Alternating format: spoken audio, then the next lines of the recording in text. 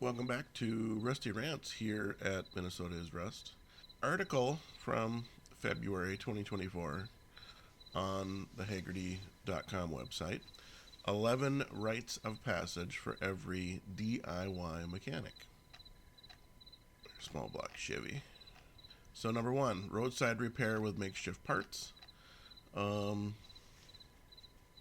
Typically, if you know your vehicle's got problems, have a couple spare with you. If not, why not?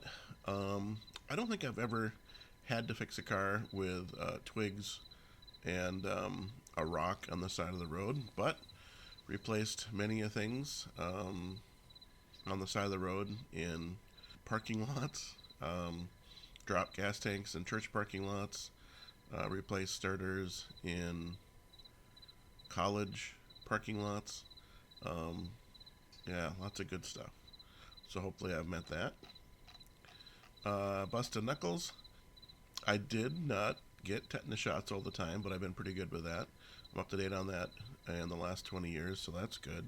Got plenty of scars on one hand from trying to do an LS oil sensor behind sharp plastic intake and the sharp edges on the heads. Um, Good talking points, right? Good talking points. Trapped tools. That is something you learn pretty quick, especially some suspension components where your bolts will drive into something next to it, and then what do?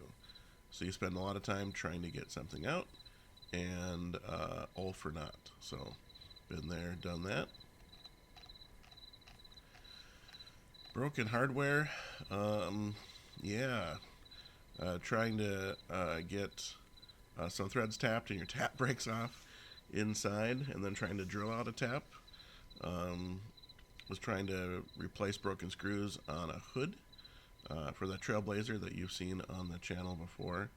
Um, broke a drill bit off, broke a tap off, and ended up just re-drilling for a bigger bolt. Yeah, that is nothing but fun right there. Nothing but fun.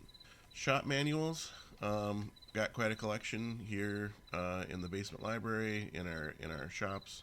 You never know when those torque specs can be trusted on a random forum from a decade ago, so that's helpful. And then just trying to know what you need to remove to get to what you're trying to get to, plus all the workarounds that are there too. So plenty of shop manuals here and there. Disappearing parts. With me, try not to extend projects out forever, but it sure does happen when life gets in the way. Today, it seems more like you order something. Just today, came across some small engine gas line and hose clamps that forgot we ordered. So don't need to order more gas line. We've got 10 feet, so we should be good for now. But yeah, trying to stay organized and keep everything clean is tricky right there. You got carbs laying out, keep them organized. That is tricky business there for sure. Endless parts search. Anything older. We had quite a fleet of AMC Eagles in the family, and they were getting tougher and tougher to get parts for. I drove an Eagle. I drove a Concorde, two-wheel drive version. My wife drove an Eagle, inherited those from my dad after they kind of went through our family. You've seen a couple SX4s we have pop up on the channel right now in storage, trying to decide what to do next, but they're always fun. But yeah, trying to find parts for something that hasn't been made since 1987 or 77 or 67 or older is tricky for sure. First rebuild engine startup. Never actually have rebuilt a V8 from top to bottom. Done a lot of regasketing, a lot of small engines starting after rebuilding. So we'll get to that V8 as soon as we can. Helped with rebuilding some four cylinders. First startup is always fun. Right away, lets you know what you forgot or didn't forget. Yeah, there's a Chrysler Fire Dome right there. Hagerty does have some cool videos on engines, so they're fun to watch. Ruined clothes. When I grew up, I had school clothes, church clothes, and work clothes. And that's continued today.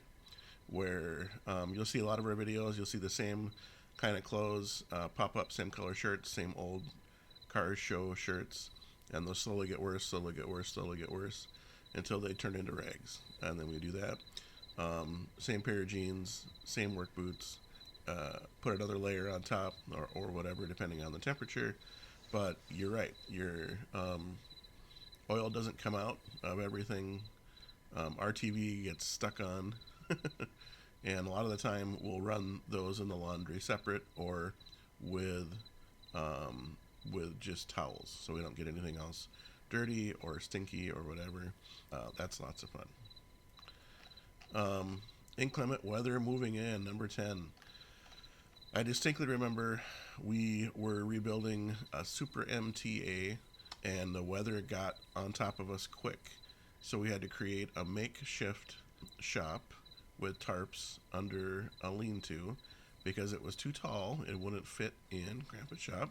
So not even a propane heater there at the time. So laying on a piece of plywood on the ground while we were driving in the sleeves. We bought a sleeve puller and sleeve driver for that. That's expensive stuff. And then trying to get the bolts torqued on the rods, and then getting the washers folded over. If you know what I'm talking about, you know what I'm talking about. Tried mechanics gloves, regular gloves, no gloves. Frozen hands does not make a good torque spec, so I'll tell you that. But we got it. Got her back up and running on that same tractor. We ended up doing a clutch and stuff like that too. That was all pre-channel in our pre-channel days. So here in Minnesota, you know exactly what happens when that weather comes in. And yeah. Fixing what's not broken with our daily drivers is just keeping it running. And then sometimes adding a few fog lights here and there. But that upgrade. We are getting to the point now where we have a little bit of time, a little bit of money, a little bit of luxury to do that. And excited to see what will happen next. So there we go. A lot of dirt bikes, three-wheelers, snowmobiles growing up. Throwing money at exhausts and silencers and new tires and pegs and gearing and Boyson reed valves and on and on and on. So been there, done that. And that was that. So Hagerty is a great resource for just knowledge and a good community. They've got auctions and whatever.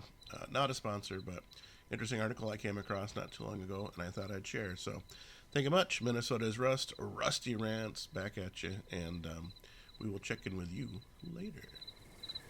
YouTube.com.